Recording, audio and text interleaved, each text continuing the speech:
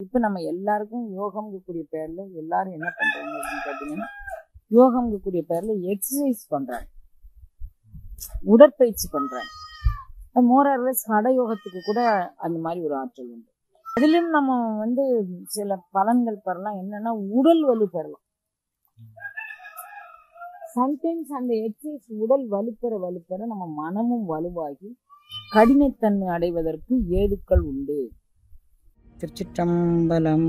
மூர்த்தி தலம் தீர்த்தம் முறையாய் தொடங்கினர்க்கு வார்த்தை சொல்லச் சற்குருவும் வாய்க்கும் பராபரமே என்று தாய்மானவர் வழிகாட்டுதலோடு அன்னையின் காசி யாத்திரை அமைந்திருக்கிறது. முதலில் அயோத்தி வாழ் வீர சத்திரிய பரம்பரையில் அவதரித்து தர்ம வழியில் வாழ்ந்து காட்டிய சூரிய வம்சத்தின் குலதெய்வம் ஸ்ரீராமரின் திருவடியை தரிசிக்கிறோம். நமது சனாதன தர்மத்தில் காசி யாத்திரை ஒரு ஆணிவேராக உள்ளது. பிரயாகையில் முண்டம், காசியில் தண்டம், கயையில் பிண்டம் என்று நம்முடைய சம்பிரதாயம் குறிப்பிடுகின்றது. அலகாபாத் அதாவது தேவ பிரயாகையில் கங்கை, யமுனை, சரஸ்வதி என்ற நதிகள் சங்கமிக்கும் திருவேணியில் நீராடிய பின் வேணிதானம் கர்மகாரியம் செய்கிறோம். அதன்பின் காசியில் உள்ள கங்கையில் நீராடி சிரார்த்தம் தானம் செய்து விஸ்வநாதரை தரிசிக்கிறோம். அன்னை அவர்கள் தவச்சாலையில் நிகழ்த்தும் மாதாந்திர பௌர்ணமி யாகம் இம்முறையில் காசியில் நடக்க இருக்கிறது. நவம்பர் 5 கங்கை நதிக்கரையில் உலக நன்மைக்காக வேண்டி அகண்ட பாரதம் அமைய சங்கல்பம் மற்றும் வேல்மாறல் யாகம் நடக்கும். மேலும் நமது அகப்பகை மற்றும் புறப்பகையை மறக்கச் செய்து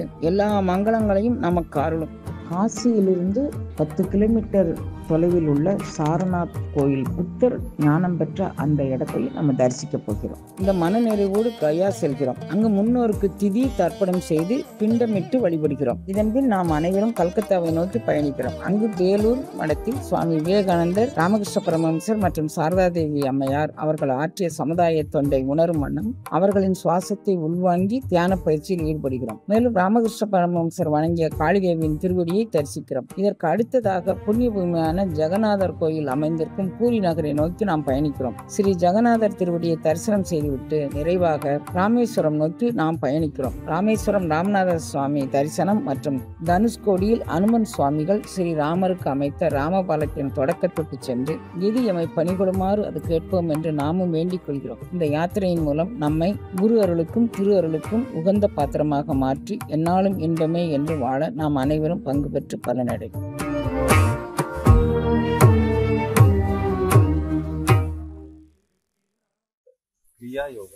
கிரியைனா செயல் கண்ணு.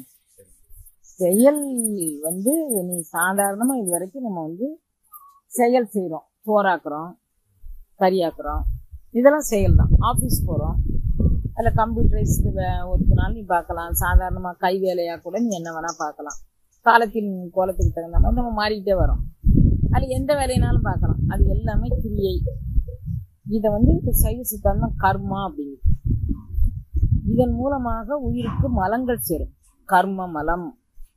செயல் செய்வதன் மூலமாக மலம் சேரும். எதை மாதிரி அப்படின்னு சொல்றேன். ஒரு பசு சலனம் இல்லாம நிக்குது. அந்த பசுக்கு சாப்பாடு, தூக்கம் எதுவும் தேவையில்லை. தேவ பசு பூலோகத்துக்கு பசி இருந்தது. புல்ல மேய்ஞ்சது. புல்ல மேய்ஞ்ச உடனே அதுக்கு தண்ணி குடிக்கணும்னு தோணுச்சு. செயல். புல் மேய்தல் ஒரு செயல், தண்ணி குடிக்கிறது ஒரு செயல். அப்புறம் புல்லும் தண்ணியும் குடிச்ச உடனே அதுக்கு இயல்பாக இனவிருத்திக்கான டெம்டேஷன் ஏற்பட்டுச்சு. அப்புறம் இனவிருத்தி நடந்துச்சு, குட்டி போட்டுச்சு, பால் கறந்துச்சு, எல்லாமே செயல்லாம். இப்ப அடுத்த தோப்புல போய் மேயுது, அடுத்த பயிர்களை கொஞ்சம் வீணாக்குது. இப்ப வினையும் சேருகின்றது. செயல் செய்வதன் மூலமாக, தொழில் போடுவதன் மூலமாக வினை எப்படி சேருது இப்ப புரிஞ்சுச்சா உங்களுக்கு? தொழில் எப்படி படுறீங்க, அதனால எப்படி. அப்போ உங்களுக்கு இது கிரியை அப்படின்னு பேர். இப்ப நம்ம எண்ணுகிறோம். என்ன எண்ணுதோம்?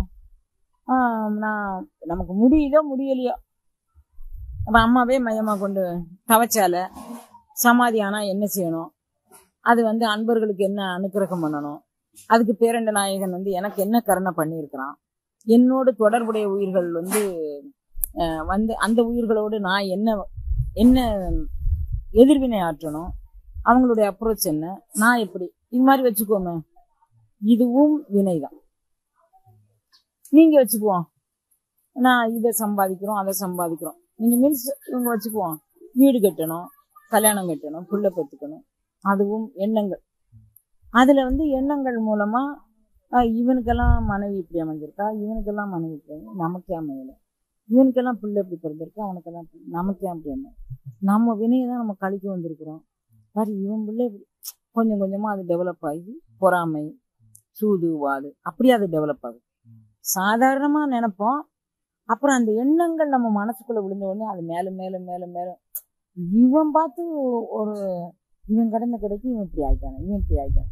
நாம இத்தனை வயதுக்கு பிறகு ஜோதிட சாஸ்திரமே என்ன சொல்லுது அப்படின்னா, நமக்கு இன்ன கிரகங்கள் ஆட்சியில இருந்தா, உச்சத்துல இருந்தா, இன்ன கிரகங்கள் இத்தனாவது வயசுல நடந்தால், புதன் திசை இத்தனாவது வயசுல தொடங்கினா, வியாழ திசை இத்தனாவது வயசுல தொடங்கினா, அது இத்தனாவது திசையாக வந்தால் அவர்களுக்கு என்னென்ன பலன்னு ஜோதிட சாஸ்திரம் சொல்லுகின்றது. அப்ப நம்ம என்ன, நமக்கு என்ன திசை எப்ப தொடங்குதோ அப்ப நம்ம வினையும் நம்ம அதுபடி அனுபவிக்க தொடங்குறோம். இப்ப நம்ம என்ன பண்றோம், இவங்க அவனுக்கு கஷ்டப்படுற திசை முடிஞ்சு போச்சு, இப்ப லாபத்தை அனுபவிக்கிற திசை அவனுக்கு தொடங்கியிருக்கு. நமக்கு லாபம் அனுபவிக்கிற திசை முடிஞ்சிருச்சு, கஷ்டம். இவமெல்லாம் அப்படி இருக்கும்போது நான் ஏமா அப்படி இருக்கேன், இவமெல்லாம் இப்படி என்ஜாய் பண்ணும்போது நான் ஏமா அப்படி இருக்கேன், அவனும் அதை தானமா செய்தான், நானும் அதை தான். நம்ம மனம் நினைக்குங்கண்ணே, ஆட்டோமேட்டிக்கா நினைச்சுக்கிட்டே இருக்கும். அதன் மூலமாக நமக்கு என்ன பண்ணும், கொஞ்சம் கொஞ்சமா இருக்கிற நான் வந்து பொறாமையா நினைக்கலாமா, சூதா நினைக்கலாமா, வாதா நினைக்கலாமா, என்னென்னமோ சொல்லுவோங்கண்ணே. ஆனால்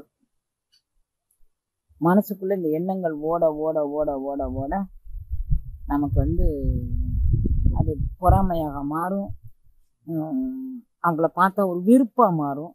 இவைகள் வினை.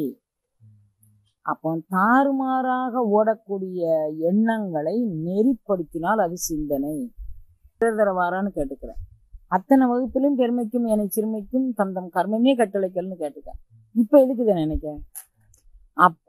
இதை நினைச்சானாலும் நான் வந்து என்னுடைய குருவை சரணடைந்து அல்லது என் இஷ்ட தெய்வத்தை சரணடைந்து என் குலதெய்வத்தை இதுல இருந்து எப்படியாவது நான் வெளியே வரணும். அப்ப இது மாதிரி நம்ம சரணடைய நம்மளுடைய தாறுமாறுமான சிந்தனைகள் நெறிப்படுத்தப்படும். அப்ப எண்ணங்கள், தாறுமாறான எண்ணங்கள் நெறிப்படுத்தப்பட்டு அது சிந்தனையாக மாறும். அந்த சிந்தனையில இப்போ நம்ம என்ன நினைச்சும் ஒன்றும் காரியம் ஆக போறது இல்லை, நம்ம பில்டப் ஒன்றும் பில்டிங் ஆக போறது இல்லை. அப்ப இதுக்கு நம்ம பில்டப் பண்ணணும் வேண்டாம். அப்ப நம்ம பில்டப் எது பண்ணணும், ஒரு நல்ல சத்சங்கத்தை பண்ணணும். அப்ப நம்மளே நல்ல சத்சங்கத்தை தேடி போறோம். எப்படியாவது நம்ம நெறிப்படணும், நம்ம மேலான நிலையை அனுபவிக்கணும் அப்படின்னு நல்ல சத்சங்கத்தை தேடி போறோம். அந்த சத்சங்கத்தின் மூலமாக நம்ம வந்து என்ன பண்றோம், நம்ம அதுல கதை கேட்கிறோம், அந்த உணர்வுகள் நம்மளை பற்றிக்கிடுது. அப்ப நம்மளுடைய சிந்தனை செம்மைப்படும். சிந்தனை செம்மை இருந்தால் செம்மை மனம் அமையும். செம்மை மனம் திருப்பணிகள் செய்யும். என்ன திருப்பணி? இந்த உடலை சுத்திகரம். திருப்பணினா என்ன? இடிஞ்சு பாலடைஞ்சு கிடக்கிற இடங்களை செம்மைப்படுத்துறது பேர் தான் திருப்பணி செய்யறோம். வீடு செஞ்சா அதை வந்து என்ன ஒரு ரெனோவேஷன் என்னமோ ஒண்ணு சொல்லுவீங்க. வீடெல்லாம் கோயில் செஞ்சா புனரமைப்புன்னு சொல்லுவீங்க. இதுக்கு வேற பாச, அதுக்கு வேற பாச. செம்மை மனம் திருப்பணிங்கிறது நம்ம வந்து இப்போ ஏற்கனவே மனத்தை செம்மையாக்குறதுனால நம்ம பாலடைஞ்ச கட்டிடத்தை ஒட்டடை அடிச்சு கிளீன் பண்ணிட்டோம். இப்போ அதை மேல் பூச்சி பூசுறோம். அந்த கொத்தி பிறக்கி அதில் உள்ள களைகளைகள்லாம் எடுத்துட்டு இவ்வாறு செய்வது ஒரு சிந்தனையால் மட்டும் அதிசீக்கிரமாக நடக்காது. அது நடைபெறுவதற்கு நம்ம உடல் கூறுல உண்டான நாடி நரம்புகளை இயக்க தெரியும். அப்படி இயக்க தெரிவதற்கு பெயர் யோகம் அப்படின்னு. நாடி நரம்புகளை இயக்க தெரியணும். அப்படி இயக்க தெரிவதற்கு பெயர் யோகம். ஒருமைப்படுதல். யோகம்னா ஒன்றுதல், ஒருமைப்படுதல் அப்படின்னு பேர். அப்போ ஒருமைப்படுதல் எதுல ஒருமைப்படுதோம்? எப்படியாவது நாம வந்து அந்த சத்சங்கத்துல அந்த உணர்வை கேட்டோம், இந்த உணர்வை கேட்டோம், அது எனக்கு மனதுக்கு நிம்மதியா இருந்துச்சு, என் மனதை பண்படுத்து. இடையில உடனே நீங்க இப்படியே இது போயிரும்னு மட்டும் கனவுலையும் நினைக்காதீங்க. இடையில மனித மனத்தினுடைய விசித்திரம். அது மலைக்கு மேல ஏறும், பள்ளத்துக்குள்ள குதிக்கும், மலைக்கு மேல ஏறும், பள்ளத்துக்குள்ள குதிக்கும். இது மனித மனம். அதை இடையீடு இல்லாமல் நெறிப்படுத்துவது யோகம். அந்த யோகத்துல ஒரே நேரத்துல சிந்தனை, செயல், நம்மளுடைய பாடி லாங்குவேஜ், நம்மளுடைய கர்ம வினை அத்தனையும் நெறிப்படுத்துது. பழைய கர்ம வினைகள் நமக்கு என்ன இருக்கு, இந்த உயிருக்கு என்ன கர்மாக்கா, என்ன கட்டோடு வந்திருக்கு அப்படிங்கிறதெல்லாம் சேர்த்து நெறிப்படுத்துறது கிரியா யோகம். யோகத்துல கிரியா யோகம் இருக்கு, ராஜயோகம் இருக்கு, சிவராஜ யோகம் இருக்கு, லய யோகம் இருக்கு, ஹட யோகம் இருக்கு. 84 லட்சம் யோகங்கள் இருப்பதாக சிவோத்தர தர்மம் அப்படிங்கக்கூடிய நூல் சொல்லு. சிவோத்தர தர்மம் நூல் 84 லட்சம் யோகம் இருப்பதாக சொல்லுங்க. அப்போ 84 லட்சம் யோகத்துல நம்ம உயிருக்கு 1-2 யோகங்கள் போகும். அந்த யோகம் என்ன பண்ணுதுன்னா, இப்ப நம்மளுடைய மனதை செமப்படுத்தி, நம்மளுடைய உணர்வை செமப்படுத்தி, நம்மளுடைய உடலை செமப்படுத்தி பேருணர்வை நமக்குள்ள கொண்டு வைக்குது. இப்ப நம்ம எல்லாருக்கும் யோகம்ங்கக்கூடிய பேர்ல எல்லாரும் என்ன பண்றாங்க அப்படின்னு கேட்டீங்கன்னா, யோகம்ங்கக்கூடிய பேர்ல எக்ஸசைஸ் பண்றாங்க, உடற்பயிற்சி பண்றாங்க. மோரர்லெஸ் ஹட யோகத்துக்கு கூட அந்த மாதிரி ஒரு ஆற்றல் உண்டு. அதிலும் நம்ம சில பலன்கள் பெறலாம். என்னன்னா, உடல் வலு பெறலாம்.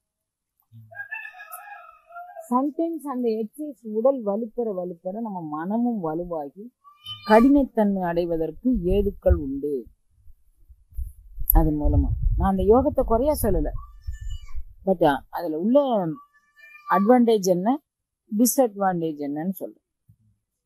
நமக்கு அது மாதிரி ஒரு தன்மை வந்துடும். அப்ப நம்ம அங்க இல்ல, நான் என் உடலையும் மனதையும் மென்மைப்படுத்திக் கொள்கின்றேன் அப்படின்னு சொல்றதுக்கு சிவராஜ யோகம் பயன்படும். இந்த சிவராஜ யோகமும் ஏறத்தாழ கிரியா யோகத்தினுடைய ஒரு 3/4 பங்கு கொண்டுட்டு வந்ததுதான். இன்னொரு 1/4 பங்கு பூரணமான சரணாகதியும் அழுகையும் உடையது. நமக்கு கிடைக்கலங்கும் போது, எனக்கு கிடைக்கலையா, எனக்கு உன்னோடு ஒன்றுவதற்கு கிடைக்கல, இந்த வினைகள் என்னை சாருது, தேவையில்லாத கூட்டங்கள் என்னை சாருது, நான் விலகன்னு தான் நினைக்கிறேன், என்னை சாருது, என் மன காமத்தை விடணும்னு நினைக்க, கோபத்தை விடணும்னு நினைக்க, ஆனா என்னால விட முடியல அப்படின்னு சொல்லி சரணடையும் போது, இப்ப காமம் எல்லாரும் நினைக்கிறாங்க காமத்தை விட்டுட்டு போறதுதான் யோகம் அப்படின்னு நினைக்கிறாங்க. அப்படி இல்லை, எதையுமே விடாம இயல்பாக நடக்கிறதுக்கு பேர் தான் யோகம்.